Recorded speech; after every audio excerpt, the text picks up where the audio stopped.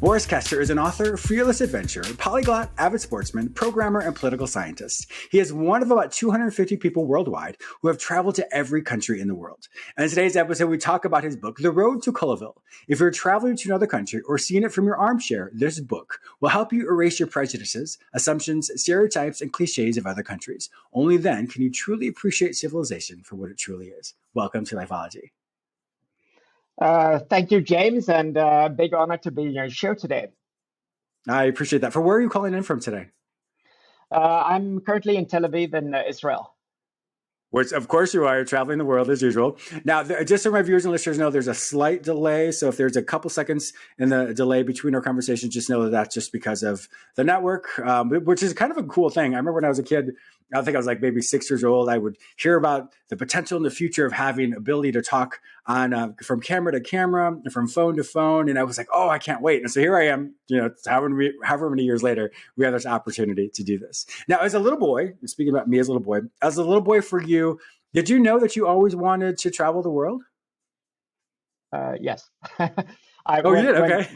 Yeah. Well, even before I was countries, when I was 5 months old, my parents took me traveling to Greece. They took me on a train ride, 2.5 days, and as far as I can remember, I always traveled basically. So yes, when I grew up, travel has always been it's almost like eating, drinking, and traveling. Yes. Where were you born? And sleeping. In the Netherlands. Oh, wonderful. Okay. Well, I remember, so I used to live in Spain, and one thing I really was interesting to me so let me back up. So I was born in the States, raised in Canada. So I had this perception of Western culture, of what it looked like for me. And then when I moved to Spain, I remember for university, I remember hearing about people talking about, their country. It was the best country in the world. And it really shocked me. And I'm embarrassed to say it because, in America, we think, oh, America is the best country. But to hear people in Spain, and I was able to travel to all these other countries, but to hear them talk about their pride in their country, I was like, wait a minute, but America is the best country. And it really blew my mind. And I was in that moment, I was like, oh my gosh, James, how embarrassing is it to realize or think that only your country is the best country, that you're the only one who thinks that your country is the best. And it really opened my mind up to so many different concepts. And I just remember just sat there and I just listened and was aware of all the different aspects of all the countries I went to. And I know we'll get to that. I mean, you're the expert here, but it was neat for me to get this pitch from you from C.S. Lewis. Because when they told me about it, I was like, I can relate in a very small level compared to obviously your expertise. But I think so many people do have those preconceived ideas of their country is the best. And for them it is. And there's absolutely nothing wrong with that. But to also know that other people have that same experience as well. So I would just want to maybe throw that out for a couple of seconds, that it was my own experience having that awareness that people have just as much pride in who they are and in their country as well. Well, it's true. Most people are proud of the country, and rightly so. And it's as a traveler, it's fantastic to travel, and to obviously as a traveler, you're the outsider, you're the foreigner. So you're trying to grasp a country, and so you talk to people, and very often people talk with pride about their own country and what it has to offer, and in terms of sights and cuisine and what have you. And I have met people who look at me like, okay, you're traveling. I have no reason at all to travel because I live in the best country in the world anyway. So why would I go anywhere else?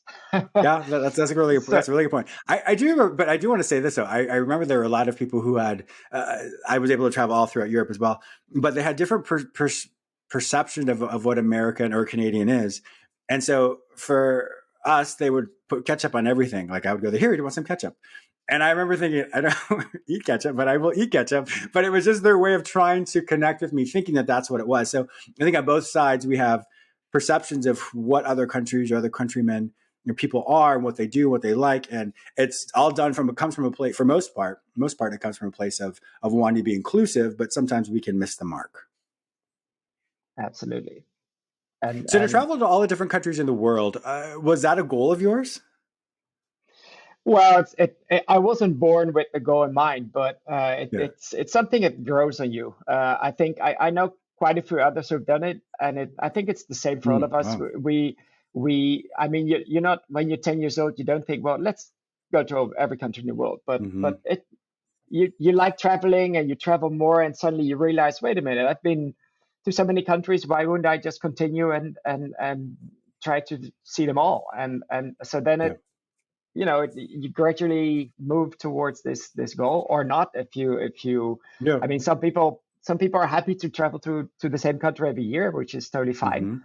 Hmm. But for those who are restless and curious and always want something new, well, this is something where you can end up heading to. Like, wait a minute, Yeah. maybe I should try to go to every country. Yes, yeah, I know exactly. Well, I know. I know. For me as a kid, even if I'd fly into like a different state, or I'm like, oh, I've been to that state, but I haven't. I've just been to the airport. But for me as a kid, I'm like, oh, I've been to that place. And so I also want to maybe ask you this question. So when you were younger, politics and the safety of travel and has changed significantly. What have you found for yourself where it has changed over time? So we're post COVID now as we film this, but perhaps their political piece, maybe there was in some countries and it's changed over time. How have you found that for traveling it's safe, it's not safe? What advice would you give for people who want to maybe explore more? Well, safety obviously is a concern, and a very valid one. And this is again a reason why it can grow in you, because um, you don't start traveling to Iraq or Afghanistan. That's not probably not your first country to head for. So Probably not. so you probably go, like, if you're from the US, you would maybe go to Canada, Mexico, or neighboring Mm, countries, and then it's, oh, that's fantastic, and then maybe you move a little bit further away, and the further away the country is, probably the more hesitant you might become, because, like, well, they mhm. speak a different language, and it's a different climate, and I don't know the people, and they have these strange things they do, or I don't know. So and then you start looking into political situation. Obviously, Yes. countries can be at war. Countries can have natural disasters. Anything can be happening.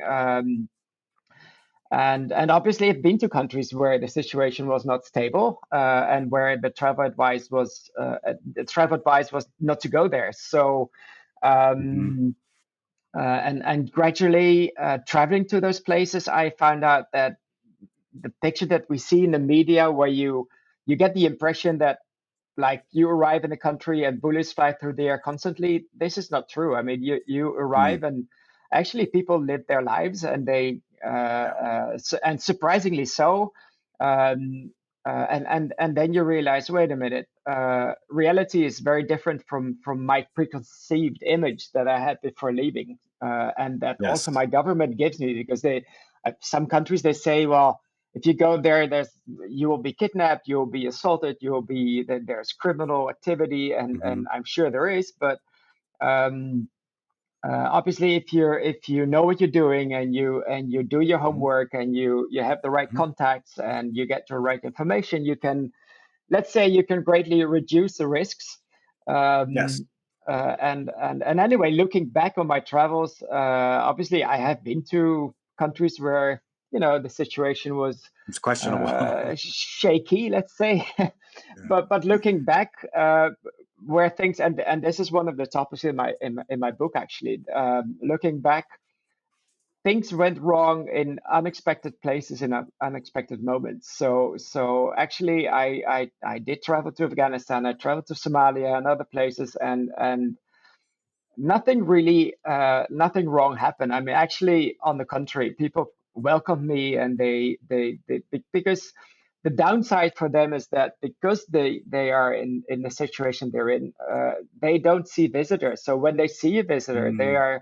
they're super happy to see a foreigner, and and Mm. and to show them, to That's show interesting. us to show us their reality, and to, you get a better understanding of what it is like to live in such a situation. And for me, I greatly admire people who, and I feel bad for people who live. Like, when I was in Afghanistan, my last time was in 2017, and I realized, when I saw people in the street, like, there's generations which have not lived without war. They only know Mm, wow. this. You know what I mean? So so Hmm. so Sure. um, so you get a better understanding, and you see that they're really they're still smiling, they're welcoming you, they're inviting you for coffee or tea, and Yeah. they're trying to talk to you. And as far as language barriers allow, but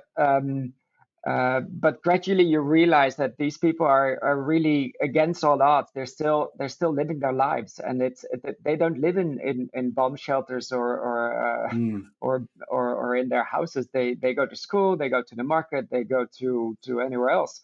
Um, yeah. I think so it's a good lesson for us as well. I think, sorry to cut you off, but a good lesson for us as well is when life gets overwhelming for us, it's really good perspective. Not that people's lives are harder or worse. It's just how we perceive things. But to realize, yes, there are people like you said who have had generations of always living in wartime, and other people who don't have that. So it's good to be aware that sometimes our life is difficult and difficult for us. We never minimize that, but also other people have a different struggle as well. So it gives us really good perspective to realize what we can focus on that's going really well in our life as opposed to things that are not going well in our life. I want to transition into your book. Oops, I'm going to cut this out. I want to transition into your book, The Long Road to Cullaville, Stories from My Travels to Every Country in the World. Tell me more about that. about the book. Mm-hmm. Well, yes. So when I was young, my dream was to become a writer, and then I did a different career. But when I visited my last country, I suddenly realized because I traveled it took me a long time to travel to all those countries, basically a lifetime Mm, until that moment. So you can imagine I've lived so many adventures, met so many amazing people, seen so many things, and I yeah. realized that it would be a shame if I wouldn't share this with people. And the best way to share it is to write about it. I think I also have a website. I share my pictures, Oh, which okay. is an easier way to share travels and to Sure. make it visual. But the real adventures, you cannot capture them in the pictures. Yes. So then I dedicated a couple of years to writing and thinking and writing and thinking, and I started in 2017, but I really finished in 2022. So it was Wow. a pretty long process, Yes. but I loved it. It's writing is absolutely not easy, but it's I very know. I'm a it's writer too. no it's very rewarding, and it's a very it's a pretty big challenge to express yourself and to convey what you want to Mm. say and find the right words to say to get your message truth. So I'm already Well, working on my also, English. second book, but sorry. Oh, you are? Okay. Yeah, I was Yeah. gonna say, especially I'm sure it's difficult to do if English isn't your first language. So I'm sure that it can be difficult. I'm assuming it's not your first language, but it can be No. very difficult to have to convey something and then translate it into something else. But that is fantastic. Now, is it specifically like if I were to pick this up, The Road to Colville, is that something that I would be able to like learn about the country, or is it stories? Is it what kind of book is it? Like a memoir type of thing for how would you describe it? It's definitely a memoir. And I decided to there's 193 countries in the world, and I quickly realized that writing about all of them would not be possible, because if you only do one page per country, it's already a book. So Yeah, and exactly. it would be a pretty shallow book. So I Mhm. decided to concentrate on a few like memorable experiences, the stories that I tell my friends when we have a party, and Mm. so I concentrated on 16 stories from around 16 countries, um, Okay, that's great. which allowed me to delve more into not just the story but also the country itself. It's not just what happens to me and what happens around me, but it also gives you a little bit of insight into the history, the political situation, Mm. the background of a country. So it gives you and it's not a travel guide. It doesn't say, well, Okay. when you're in country A, go to temple B, and when you're in Sure. country, no, it doesn't. I mean, Yeah. It's not like obviously, a I talk Lonely about Planet book. no. I mean, there's plenty of travel guides around, but Sure. of course, I do mention places I go to. Hmm. So it can certainly be used as a travel inspiration for like practical information, but hopefully it would be more inspirational for people to overcome their fear and to realize like, wait a minute, you can actually travel to those places that you normally only hear about, but that seem very remote and inaccessible, and that might be surprisingly different from what you expect them to be. Mm. Wow. I think that's exciting because, sometimes many people won't have an opportunity to travel or never travel outside of their own country. And so books like this, I think, are really important because it does give people the opportunity to explore, to dream, to think about different aspects, and just like me, to maybe challenge some unknown prejudices or even just stereotypes, about different countries, which I think is great. As I said, it was very humbling for me. My mind exploded, like, wow, there are so many other people out there in the world who have just as much pride in with their country as well. Yeah. So Cullaville, what is that? Where is this place? This Cullaville place? Good question, James. So when I was planning ahead, when I already decided, okay, I'm going to visit every country in the world, at least I'm going to try Hmm. it. Um, I was thinking ahead at a certain moment, and I was thinking like maybe I should decide which country should be my last country. Okay, And Yeah, because I realized that's a that good thought. when I reach my last country, this will basically mean that I accomplished a life goal. So I need to it needs to be a special moment that I can cherish and celebrate. And at that time, Ireland was the only country in Europe where I hadn't been to yet. So I Oh, decided really? to even though it's an hour and a half flight from where I live. So yeah, people were teasing me for years, like, "Oh, you haven't been to Ireland? What are you talking about? You're not a traveler." But yeah, so I managed to keep it for last, and then my nieces advised me, look, you cannot just fly into Dublin. That would be too easy. So you should fly to Belfast, which is in Northern Ireland, and then travel Mhm. overland and really cross the border overland to the Republic of Ireland. So when I was studying my options, because the border between Northern Ireland and Ireland, and we're talking pre-Brexit, but it was basically you don't realize that you cross the borders. It was just open, Yeah. and I believe it still is now. But so I was looking for a specific place, and then I discovered that there's well, near the village of Cullaville, there is a small river, and the river is actually the border. So there is a Oh, bridge crossing the border, crossing the river Fane, and this bridge basically marks the border between Northern Ireland and the Republic of Ireland. So this is where interesting. I crossed into my last country. So hence the title. Oh, I like that. That's really wise. It's funny that you're talking about Ireland. I remember in 2000, oh, not 2000, 1996. I I actually hitchhiked from the Cliffs of Moher and over by Ah, yeah, not too far beautiful. from Limerick all the way across to Dublin. I did it like in 4 hitches. Like I would not do that now, obviously, but back then it was felt a little more safer. But it's interesting that you would say that that was one of the last countries you went to. But yeah, because most people are like, oh, that's the one of the most quote safest places. But even that the whole concept of the Republic of Ireland and then the whole Northern Ireland as well. To know that it was only separated by a river, though, to me that's interesting because of all the, and this has been a while since this happened, but all the bombings and everything that would happen, one would assume that there would be a lot more military, a lot more war. And once again, this is a while ago, but still, one would still think that there was some type of segregation there. But to hear that's only divided by a river, to me, that shows that there's a lot more Um, unspoken peace there in a lot of ways. yeah, well, the river's only a short stretch. I mean, obviously Oh, okay. not the whole Okay. border between Northern Ireland and Ireland is a river, but it's only like a very small a part of the border is this river. So Mm.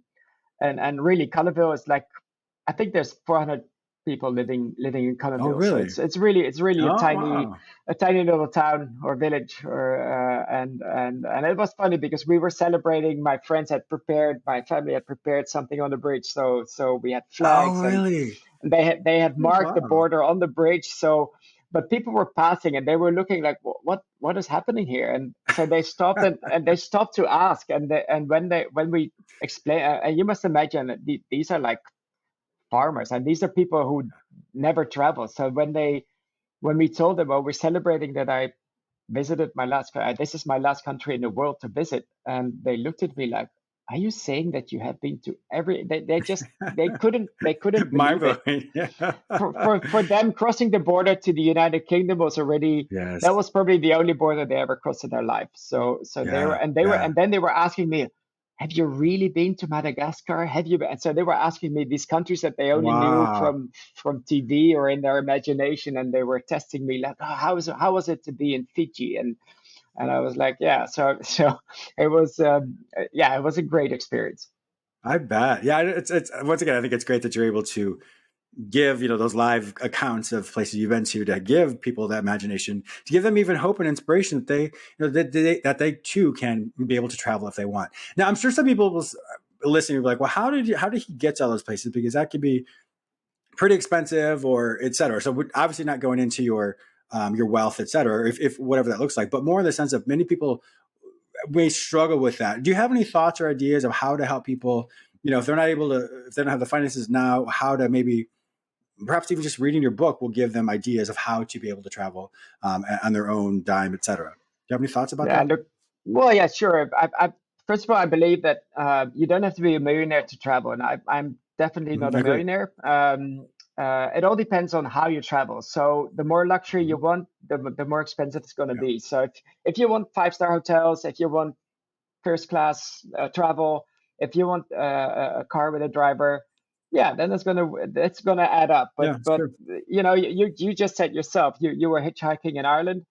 I'm sure you didn't spend too much on that. So You're not. it really I was a depends, poor and college and kid.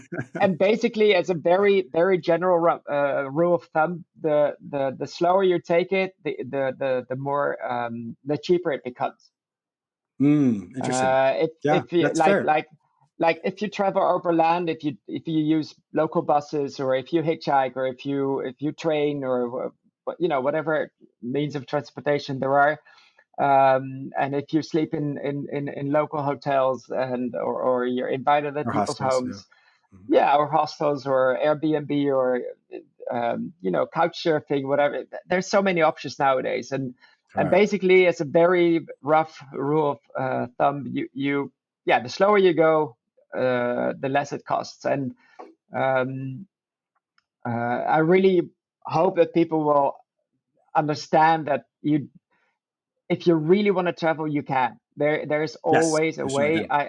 There's always a way, and it's um, yeah. Don't And I don't want to think really, yeah, go ahead. Yeah. I really want yeah. to say Don't that sorry. I agree with you as far as the slow, like you said, the slower you go, that makes a lot of sense to me. So for someone who's only traveled to a certain number of countries, and obviously not as many as yours. But I realize that as well. Like if I wanted, just like you said, if I wanted to be really luxurious, well, that's going to take a lot more money, which means I can only travel to maybe one country as opposed to multiple countries. So learning how to say what experience do you want. If you want that royal experience, if you will, like then by all means pay for that. If you want to experience it more on how maybe most country people would or countrymen people would live in that country, by all means take it as slow as you can and the most basic levels you can to really see how the people live because over here in America, rather, we're blessed with a certain economy or in certain standards, if you will. Not, and many countries don't have those standards. So to be able to go and live how other people live gives you so much more insight, so much more um, respect for individuals from other countries, and also gives you a sense of humility as well to say, "Wow, I'm truly blessed to live where I live." And when that can be in any country, but people listening to this as well. Unfortunately, Boris, our time is up. Exactly. I've been such a pleasure talking to you. I've been such a pleasure talking to you. If my viewers and listeners want to find out more information about you, to go to your website to see all the different pictures you have, to purchase this book, where will they find all this information online? So for my book, you would go to boriskester.com.